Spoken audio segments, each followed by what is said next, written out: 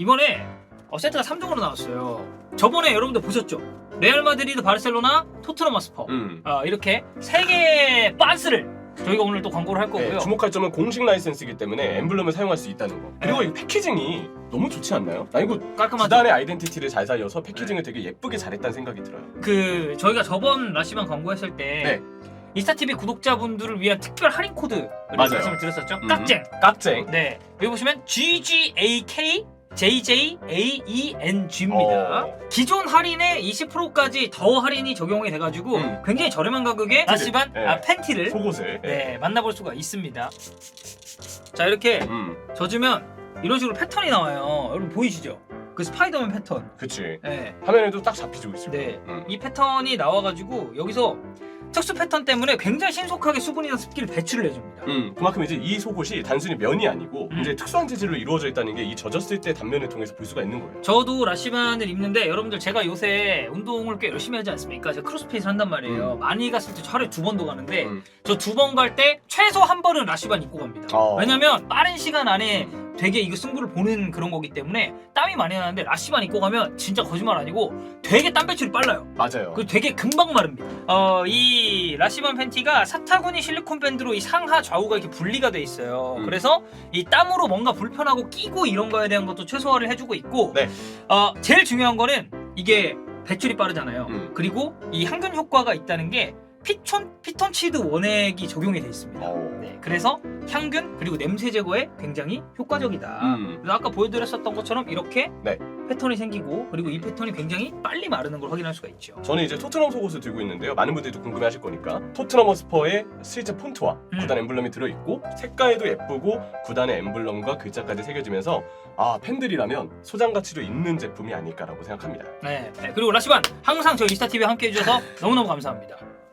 자, 그럼 오늘 저희 모닝 텐트 주제 3가지를 준비를 했고요. 첫 번째 얘기는 주말간 이제 금토일 중에 또 업데이트가 된 이강인 선수 소식입니다. 이강인 선수가 최근에 이제 또 팬사인회를 엊그저께 개최를 했어요. 사람이 엄청 많이 왔더라고요. 여러분들 보셨나요? 혹시 이강인 선수 그 팬사인회 한 거? 되게 커뮤니티에도 많이 올라와 있고 기사로도 나오고 그래가지고 아마 보신 분들 많을 거예요. 근데 이강인 선수 팬들이 요즘에 되게 많아요. 일단 스페인 현지 가서 이강인 선수가 또 팬 서비스를 워낙 잘해주니까 엄청 잘해주죠. 그렇게 팬 미팅도 많이 준비하고 찾아가는 팬분들도 굉장히 좀 많은 것 같더라고요. 대표팀에서도 이강인 선수 활약도도 너무 기대되는 게 진짜 잘하고 나서 어떻게 보면 처음으로 오는 저는 A매치 브레이크라고 봐요. 그렇죠. 왜냐면 3월은 어쨌든 시즌 중이었기 때문에 우리가 역시 이강인 잘한다. 근데 시즌이 딱 끝나고 나서 6월 A매치 때 이강인을 다시 볼 수 있다라는 게 굉장히 좀 큰 메리트가 아닌가 국내 팬들한테는. 왜냐면 시즌의 성적표가 이제 딱 나왔잖아요. 이강인의 성적표, 라리가 뭐 선수들 세부 지표에서는 최상단에 있고 미드필더들 중에서 공격 포인트 역시도 최상위권에 있습니다. 그렇죠. 포인트 향상도 골 6개, 도움 6개 했으니까. 그러니까 스탯을 너무 잘 쌓았어요. 이제 아틀레티코 마드리드 행이 좀 당초에 이제 유력하다는 얘기가 많이 나왔습니다. 네. 근데 저희가 저번 그 정오 텐트까지만 하더라도 이강인 선수의 아틀레티코 마드리드 행 이거 시간 문제다라는 의견도 분명히 있었어요. 그래서 이거 뭐 던질 뜨는 거 아니냐라고 말씀하셨던 분들도 있었고, 근데 아틀레티코라는 클럽 자체가 이게 이강인을 그냥 하루 이틀 쓱 보고 얘 괜찮은데? 야, 올 시즌 좀 잘하는데? 영입해. 이게 아니라 발렌시아 시절부터 굉장히 좀 오래 봤다라는 의견이 있었죠. 그래서 이강인 선수가 딜을 함에 있어서 뭐 현금 플러스 선수 임대에서 여기에 지금 지로나에서 올 시즌에 괜찮았었던 로드리고 리켈메가 포함된다는 얘기도 있었고, 그래서 협상이 좀 이렇게 잘 마무리가 되지 않을까라고 생각을 했는데 지금 뭔가 약간 틀어진 모양새란 말이죠. 맞아요. 왜냐면 원래까지 나왔다. 아까 특히 그 리켈메까지 포함을 해서 딜에 참여할 수 있다는 얘기가 나왔을 때는 보통 이렇게 세부적인 조건이 좀 구체적으로 언급이 되면 우리가 더 뭔가 그 내용에 대해서 신뢰를 할 수 있게 되잖아요. 그쵸. 그리고 굉장히 구체적이었어요. 리켈메에다가 현금을 더 얹어주게 되면 당장 아틀레티코가 이적료를 다 지불하는데 부담을 좀 줄일 수 있고, 그렇다면 아틀레티코가 이강인에게 진지한 관심이 있어 보이는 건 사실이기 때문에 이 형태로 충분히 마요르카와의 딜이 성사되지 않겠느냐라고 좀 관측을 했던 거죠. 네, 근데 그러니까 지금 이강인 선수의 아틀레티코 마드리드 딜이 약간 식었다라고 얘기가 나오는 거는 이 바이아웃 금액 관련된 얘기가 있습니다.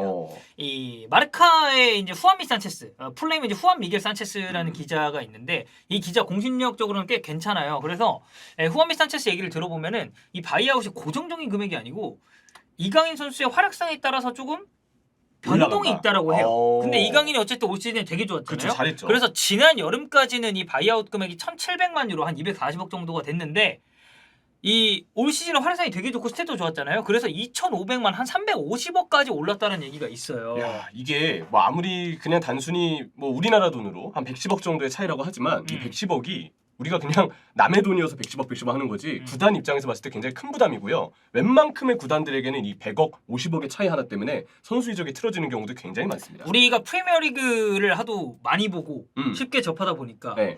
야, 뭐 1,700만? 거저 아니냐? 이렇게 얘기를 하는데 라리가 팀들한테는 이게 되게 부담스러운 금액이 될 수가 있어요. 맞아요. 근데 여기서 우리가 주목해야 될 건 있습니다. 선수 관련 계약 조항의 세부적인 내용은 어느 기자가 얘기해도 다 오피셜이 아니에요. 맞아요. 그래서 이거는 네.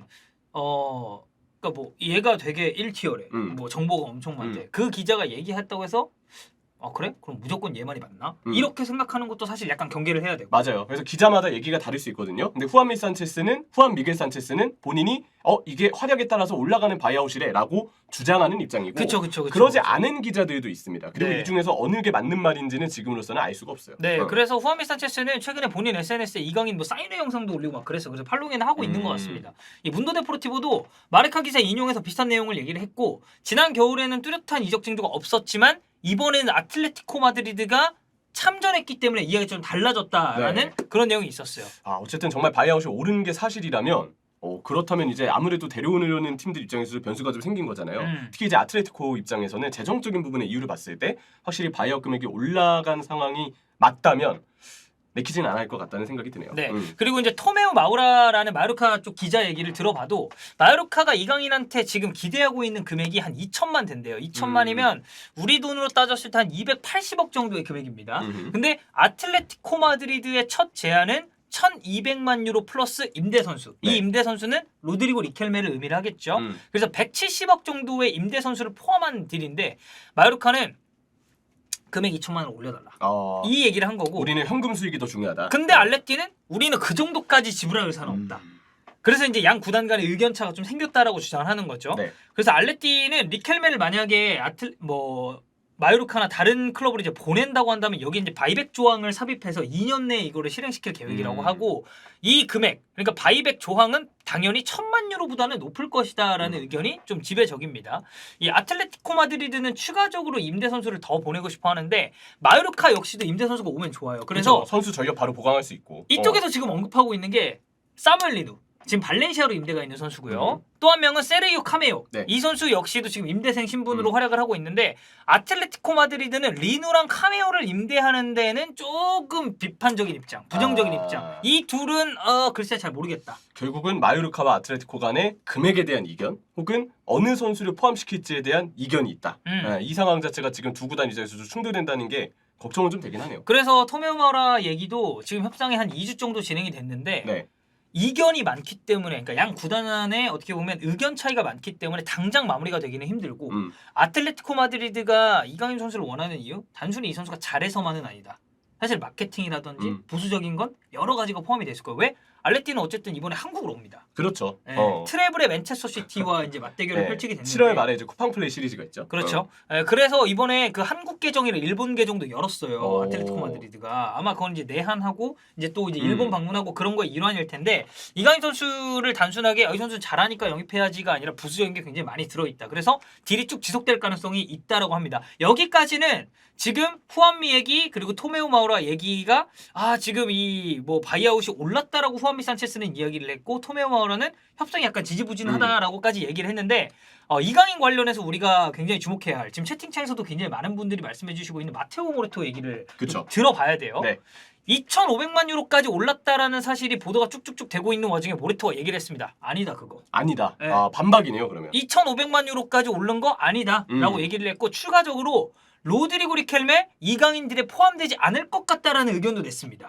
근데 이거는 뭐 어쨌든 이 기자의 개인적인 사견이기 때문에 그래? 모레토 소스에 의하면은 이런 식으로 이야기를 하는 거구나라고 이제 좀 이해를 해야 될 것 같은데 맞아요. 아까 얘기했던 거예요. 딱 어느 기자는 바이아웃이 올랐다. 어느 기자는 바이아웃이 오르지 않았다. 서로 주장하는 바가 다른데 확인할 수 있는 방법은 없다. 그렇죠. 내외적인 너무 내부적인 이제 소스고 내부적인 정보다 보니까 우리가 이거를 지금 맞는지 아닌지 확인할 수 있는 방법은 적어도 외부에서는 없다고 봐야 됩니다. 네. 그리고 추가적으로 아틀레티코랑 마요르카가 지금 합의점을 찾지 못했기 때문에 이강인 선수에 대한 이적설 자체가 좀 식었다라는 얘기도 했어요. 근데 이거는 좀 의미가 있네요. 그러면 다수의 기자들이 확실히 아틀레티코와 마요르카가 서로 이견을 좁히는 데 있어서 좀 부담스러워하는 상황이다. 그쵸. 아틀레티코는 금액적인 부분 혹은 어느 선수를 참여시킬지 포함시킬지에 대해서 부담이 좀 있는 상황이고 마요르카가 원하는 부분을 지금 아틀레티코가 잘 맞춰주지 못한다. 이렇게 지금 정리가 되는 분위기인 것 같기는 해요. 네. 그리고 모레토가 이야기를 한 게 네. 되게 어떻게 보면 좀 이례적인 일이긴 해요. 왜냐면 뭐 SNS 계정이나 이런 거를 통해서는 이 선수가 여기로 갈 것 같다. 뭐 이건 이렇게 될 것 같다. 이 딜 왜 안 되고 있냐. 뭐 예를 들면 맨유 이수 왜 이렇게 지지부진합니까? 라는 네. 거에 대해 의견을 낼 수는 있지만 그 마테오 모레토가 이제 자기는 이강인에 관련된 소스에 확신이 있다라는 얘기를 했어요. 그러니까 자기 공신력을 어떻게 보면 이제 건 거죠. 나 소스 많고 이 말 아니야. 나 추가적으로 더 나오는 거 있으면 그리고 이강인 어디로 가는지 알면 바로 기사 쓸 거야 라고 이야기를 할 만큼 본인의 어떻게 보면 타이틀을 걸고 지금 얘기를 하고 있어요. 그래서 이 전체적인 상황을 정리를 해보죠. 1티어 기자들 그러니까 공신력이 꽤나 있는 기자들끼리도 지금 의견이 갈려요. 마테오 모레토 얘기 다르고 후아미 산체스 얘기 다르고 다 다르기 때문에 이게 이강인과 아틀레티코가 협상을 하고 있는 건 나는 맞는 것 같아요. 이강인과 아틀레티코 그리고 뭐 아틀레티코와 마요르카도 협상을 하고 있는 거는 맞는 것 같아요. 근데 맞아요. 여기에서 세부상 바이아웃이 얼마가 되느냐, 뭐가 얼마가 되느냐, 몰랐느냐 말았느냐, 로디그로 리켈메가 이 딜에 포함이 되느냐 지금 뭐 유력한 기자들끼리 서로 의견이 다르기 때문에 제가 봤을 때 확실한 건 지금 바이아웃이 오르고 내리고는 이견차가 좀 있는 것 같고 추가적으로 이강인 선수의 아틀레티코 마드리드 딜이 약간 지지부진하는 건 맞는 것 같아요. 두 구단의 의견차 때문에. 위기는 위기다. 뭔가 우리가 봤을 때 이러면 정말 의견차가 별로 없으니까 유력한 거 아니야? 라고 느끼는 딜이 있고 또 생각보다 서로 간의 거리가 좀 있나 보네. 그럼 아직까지 시간이 좀 필요하겠구나 라고 생각을 하게 되는 딜이 있잖아요. 지금 아틀레티코와 마요르카 쪽은 후자 쪽인 것 같아요. 조금 시간이 걸릴 수 있겠구나. 서로 간에 이견 차이가 있으니까. 그리고 이제 모레토 얘기가 나와서 그러는데 이 모레토 기자는 예전에 이강인과 맨체스터 유나이티드 관련해서도 언급을 꾸준히 해왔던 바가 있어요. 이강인 맨유도 분명히 맨유가 문의했다라는 그런 내용을 얘기했었죠. 이게 시간을 보면 지난 겨울이죠. 그러니까 올해 겨울에 1월쯤 됐을 때 이강인에게 잉글랜드 프리미어리그 빅6 팀이 관심이 있다라는 얘기를 하면서 맨유에 대한 가능성이 좀 높아 보인다고 모레토는 얘기를 했었어요. 그 빅6 팀 중에 맨유가 아무래도 이강인에게 관심이 좀 있다라는 언급을 했었고 최근에 그러니까 이제 시즌 말미쯤 됐을 때죠. 유럽 축구 시즌이 말미쯤 됐을 때도 이강인에 대해서 맨유가 문의를 했다라는 얘기를 이제 모레토가 좀 했던 바가 있거든요. 그래서 이제 맨체스터 유나이티드도 어쨌든 이강인에게 지금 이 말대로라면 관심 있는 구단 중에 하나가 아닐까. 모레토의 소스도 있기 때문에 우리가 좀 생각을 해볼 수 있는데 좀 생각해 보니까 그럴 수도 있겠다고 느낌이 온 게 있어요. 왜냐? 예전에 이강인 선수가 발렌시아 있을 때 발렌시아 쪽 지역 매체가 그때 되게 진지하게 이강인의 아약스 임대서를 보도했던 적이 있어요. 뭐 얘기 많았죠. 수페르데포르테라든지 뭐 이제 그런 언론사들이 있었으니까. 지금 이 말씀이 정확한데 그때 아약스의 감독이 테나하 감독이잖아요. 그러니까 그때 테나하 감독이 아약스 시절에 정말 발렌시아에 이강인이 임대해 오는 것에 본인이 관심이 있었는지 여부는 뭐 알 수는 없지만 그건 알 수 없지. 하지만 만약에 모레토의 이야기처럼 맨유가 이강인에게 문의를 했거나 오랫동안 관심을 가졌거나 했던 부분이 사실이라면 그러면 테나하 감독의 의중도 어쩌면 꽤 많이 들어갔을 수 있다. 그렇죠. 왜냐면 저도 그때 아약스 임대설이 나왔을 때 네덜란드 리그 그리고 터나우 휘하로 들어간다? 나쁘지 않은 선택지다. 라고 이야기를 했었던 걸로 기억해요. 그리고 뭐 비슷한 의견을 내시는 분들도 꽤 많았었고. 그렇죠. 뭐 결론적으로 이강인 선수는 라리가에 남아서 지금 아주 잘하고 있지만. 그래서 모레토의 어떤 이야기가 지금 일단 아틀레티코하고 마요르카는 조금 지지부진한 상황이 될 수 있다는 부분. 그리고 모레토 기자는 많은 분들이 얘기하시는 것처럼 이강인 관련 소스에서도 꽤 많은 얘기들을 주목해서 하는 인물인데 맨유 관련해서도 모레토가 좀 언급했던 바가 있었다. 그리고 그간의 스토리를 봤을 때 만약에 맨유가 진지하게 관심 있는 게 정말 사실이라면 그러면 테나하 감독이 이강인을 정말 원하고 있거나 관심을 가지고 있을 가능성도 있지 않을까. 이런 부분에 대해서 생각해볼 만한 문제가 있다라고 정리할 수 있을 것 같습니다. 네, 그래서 어쨌든 지금은 이강인 선수 이적설이 약간 뭐 양구단의 의견차로 한참 불타올랐을 때만큼은 지금 점화가 되지 않은 것 같아요. 그래서 뭐 일단 기다려야 되고. 맞아요. 이강인 선수 이제 한국도 들어왔으니까 6월 A매치 잘 준비하면서 우리가 이제 2경기 하죠. 페루랑 한 경기 그리고 엘살바도르랑 이제 또 한 경기를 하니까 이 2경기 뭐 나온다면 좋은 활약. 그리고 이제 오랜만에 또 국내 팬들 앞에 서는 거니까 부상 없이 경기 잘 치렀으면 좋겠습니다.